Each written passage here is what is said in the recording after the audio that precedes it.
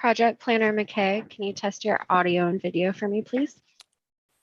Testing. Can you hear me? Yes, you are good to go. Thank you.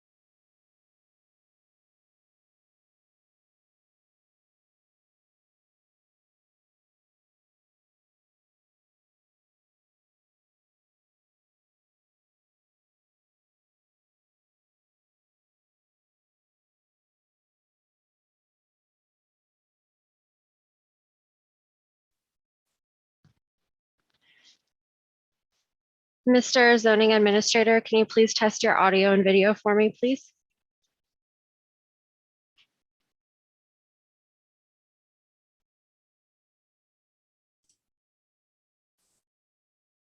Hey, good morning. This is Andrew, testing audio and video.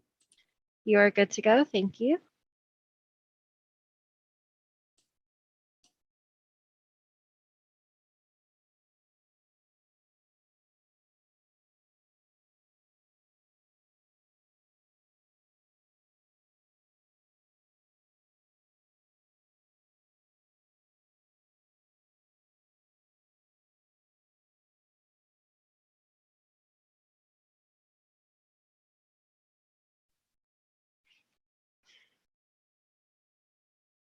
Project Planner Tumians, can you please test your audio and video for me, please?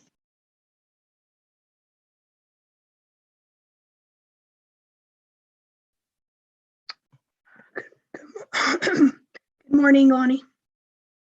I hear you. You're good to go.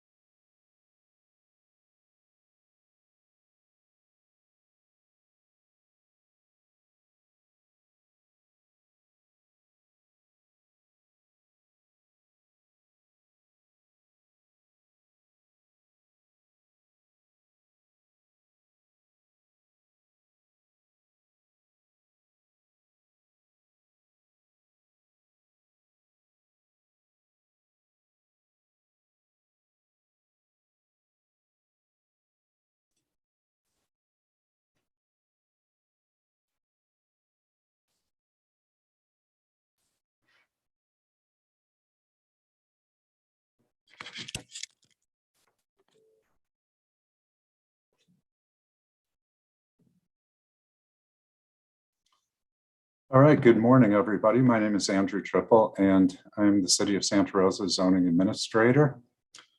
Staff, if we're ready, I would like to go ahead and call this meeting to order.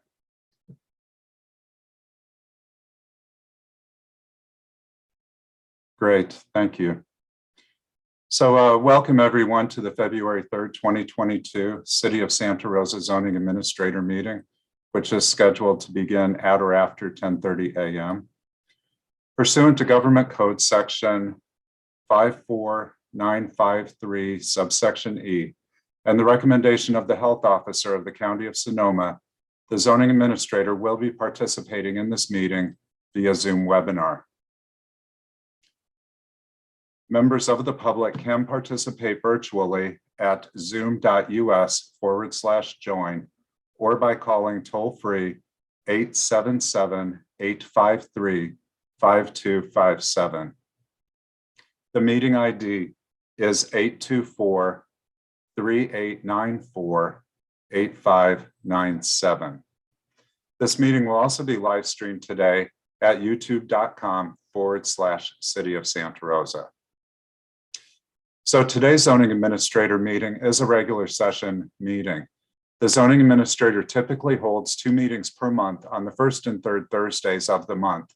This is the first regular session zoning administrator meeting in February, and a second regular session meeting will be held on February 17th. Members of the public can access the meeting through Zoom and can provide comments during the public comment periods. Additional information related to meeting participation is available at srcity.org/zoning admin. And so at this time, then I'd like to move on to meeting agenda item number 2, general public comment. And the purpose of this section of the meeting agenda is to provide the opportunity for the public to make comments about items that are not on the agenda.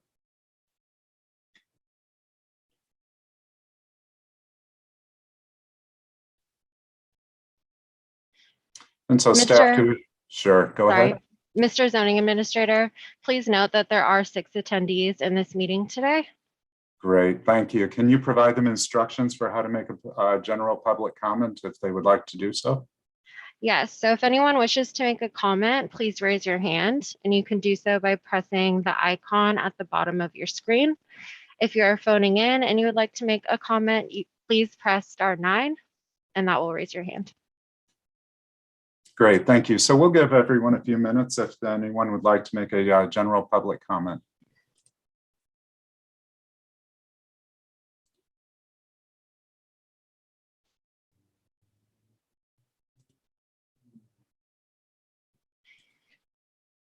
Mr. Zoning Administrator, there are no hands raised at this time.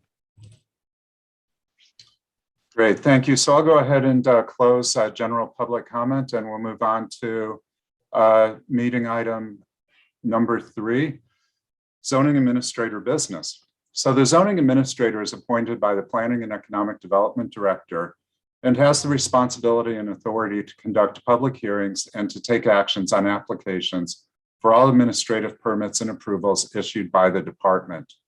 A determination or decision by the zoning administrator may be appealed to the Design Review Board, Cultural Heritage Board, Planning Commission, or City Council as applicable to the decision. There are no zoning administrator reports today.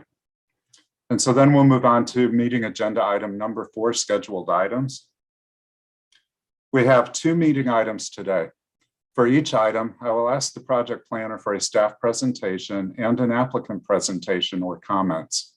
Following these presentations, I may ask clarifying questions of the project planner or applicant. I will then open the meeting for public comment about the item under review. Members of the public are invited to provide comment about the project being reviewed. These comments should be limited to approximately 3 minutes. After the public comment opportunity is completed, I may ask additional questions of staff or applicant as part of my review. I will then issue a decision to approve, deny, or continue the project for further review. The decisions of the zoning administrator are appealable to the Planning Commission, Design Review Board, or Cultural Heritage Board. Pursuant to Zoning Code Section 20-62.030, appeals shall be submitted in writing and filed with the Planning Department on a city application form within 10 calendar days after the date of the decision. For today's decisions then, that calendar due date will be at the close of business on Monday, February 14th. And so moving on then to meeting item 4.1, this is a public hearing for Good Onward Inc. Mezzanine Request for Minor Conditional Use Permit. The project is located at 3192 Juniper Road, and a CEQA exemption is recommended for this project.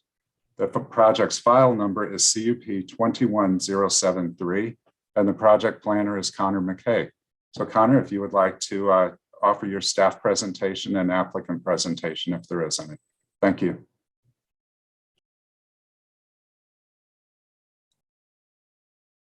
Thank you, Mr. Zoning Administrator. Can everybody see my screen? Great, thank you so much.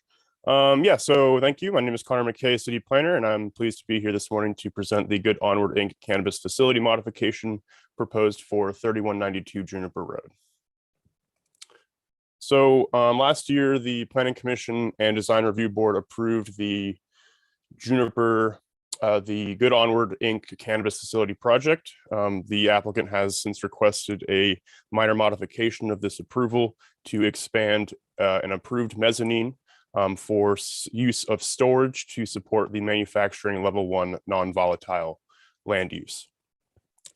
Because this modification is minor and the operation of a manufacturing level 1 non-volatile cannabis land use requires a zoning clearance or a minor conditional use permit when proposed to be located adjacent to residential land uses. The project is located in the southwest quadrant of the city of Santa Rosa along Juniper Avenue near Bellevue.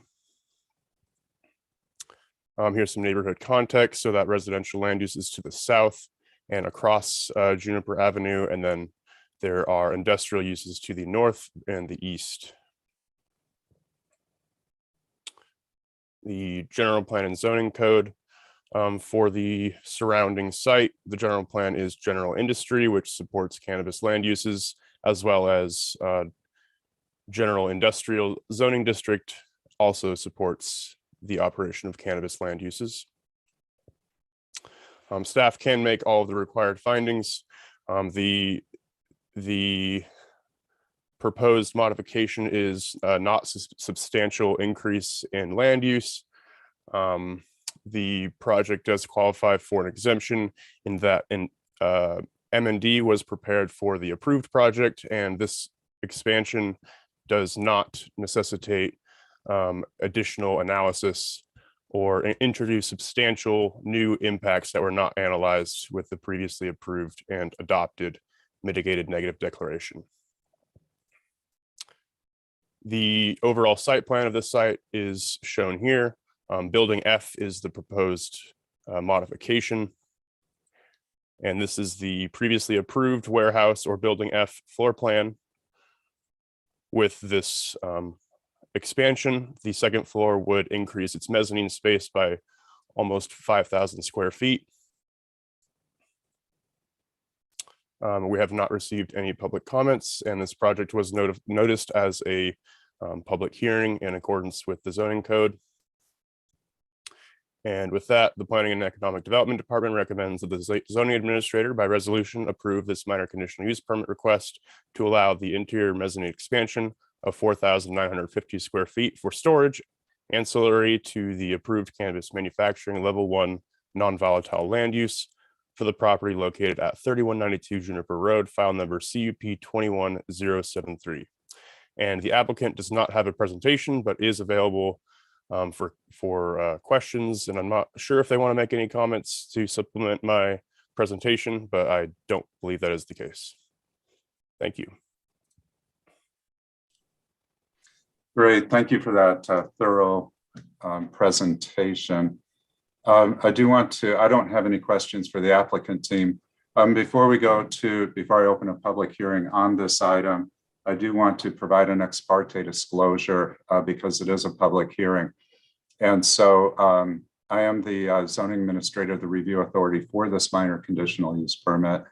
I was a project planner for this project when the approved project was submitted, and then was supervising review of the project by Planning Commission and Design Review Board at the time that the project was approved. So in my role as project planner, I don't believe that represents a conflict, and I am able to provide an objective and fair review of this project. So having said that, then I would like to open a public hearing for this item. And staff, if you would like to take our members of the public through the public comment process for the public hearing.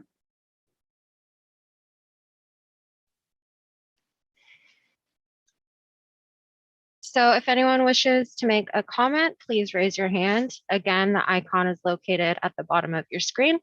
If you're phoning in and you would like to make a comment, please press *9 to raise your hand.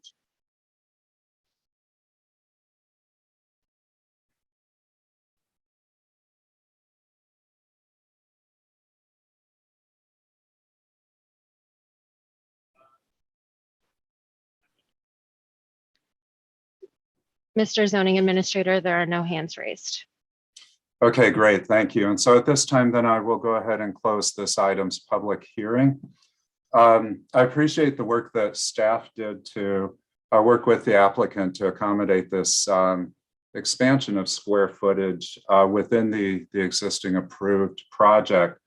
And I also appreciate the details in the resolution which describe the expanded space of approximately 4,950 square feet for the purpose of storage, that it would not increase the intensity of the cannabis manufacturing use that was approved.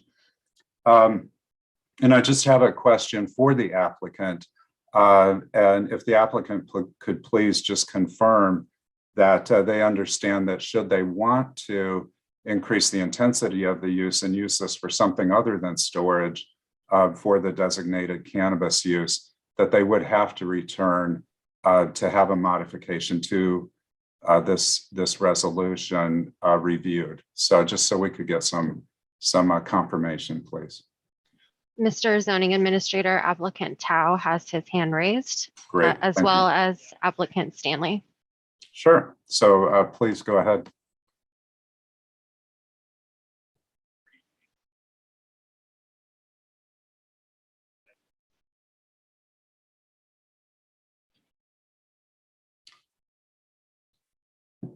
Mr. Tao or Mr. Stanley, would one of you like to speak?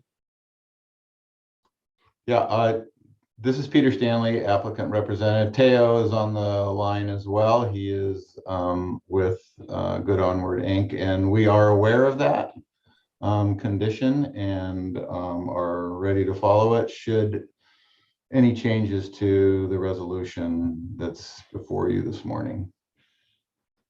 Great, wonderful. Well, thank you so much for that confirmation.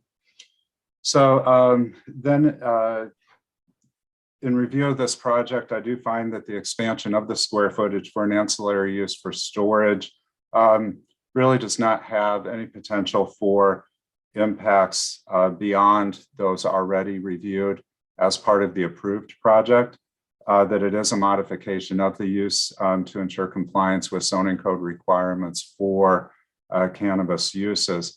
I am able to make all of the findings to approve this project, including the finding that pursuant to section 15162 of CEQA guidelines, that the initial study MND that was adopted for the Good Onward Inc. cannabis facility project and was certified does provide adequate environmental review for this project, and that the proposed storage area and ancillary storage use would not substantially change the approved operations and would be within the scope of the previously adopted MND. So with that, I do see that we do have some conditions of this conditions of approval on this resolution. The applicant is required to comply with all of those conditions of approval. And so with that understanding and with having completed my review, I am approving this minor conditional use permit. Please be advised that this approval of this minor conditional use permit is subject to appeal within 10 days, and that appeal deadline is close of business on February 14, 2022. So thank you to the applicant as well as to Connor for today's presentation and the work that you've done. So then we'll move on to meeting item 4.2. And meeting item 4.2 is a public meeting for the Slater Hillside permit for a pool. The project is located at 3935 Hansford Court. The CEQA exemption is recommended for this project, and the project's file number is CUP 21-012. The project planner is Kristen A. Tumians, and Kristen A., we are looking forward to your staff presentation.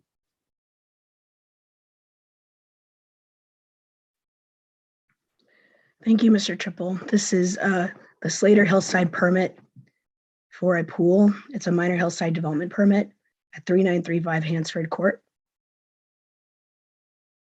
And the request includes the construction of a swimming pool, deck, and retaining wall in the hillside development area. This is an aerial of the project site from 2017. As you can see, the project site and the surrounding areas were devastated by the fires in 2017. The house was reconstructed, and now the applicant is requesting a pool behind the residence. This is the site plan showing where the pool is proposed, along with retaining walls surrounding the pool and pool decking. The pool would not be readily visible from the public right-of-way. And as you can see from this topo map, there are some areas with areas of slope in excess of 25%. However, the proposed pool would still be in compliance with section 20-32.020B in that the existing slopes in excess of 25% are from the reconstruction of the existing residence in areas that are not visible to the public due to screening by existing fencing and the primary residence. The applicant is also proposing on retaining any surviving healthy trees on the property that will also aid in screening the pool area. And here's that code section that I was referencing. It's highlighted. With that, the Planning and Economic Development Department recommends that the zoning administrator by resolution approve a minor hillside development permit for a new swimming pool and deck area in areas of 10% slope or greater, located at 3935 Hansford Court, file number HDP 21-012. And also important to note, there has been no inquiries or interest regarding this project from surrounding neighbors. The applicant's representatives and the applicant is present. They will not make a presentation, but are available for any questions or comments. Thanks. Great, thank you for that presentation. I just have one question that I think more is to clarify for members of the public. Parker Hill Road is actually a private access easement, correct? That's correct. So even though it appears, it appears in GIS and in maps as a road that makes it seem like it would be a public right of way, in fact, it's not. Right, that's correct. Right, great. And so then I believe the code says with regard to setbacks from private easements or private rights of way, that it just does not need to encroach within the setback. So in other words, there's no required minimum setback from a private road easement. Yes, and pools are treated differently than any other accessory structure. Right, because they don't emerge out of the ground. Great, thank you. I don't have any other questions at this time. I would like to open public comment for this meeting item.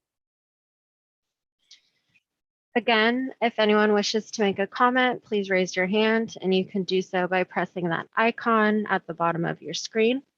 If you are phoning in and you'd like to make a comment, please press *9 to raise your hand.